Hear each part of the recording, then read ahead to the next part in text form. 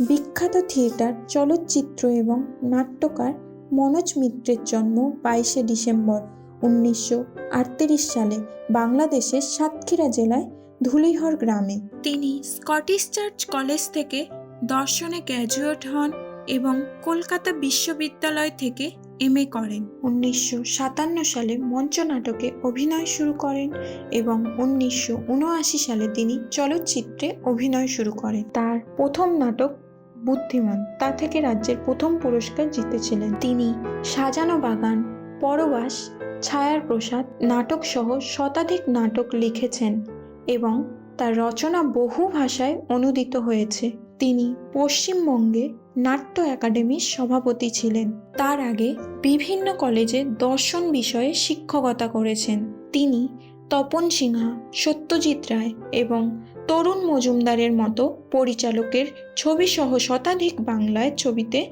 অভিনয় করেছেন। তার অভিনীত পাঞ্চারামের বাগান আজও দর্শকদের মধ্যে জনপ্রিয়।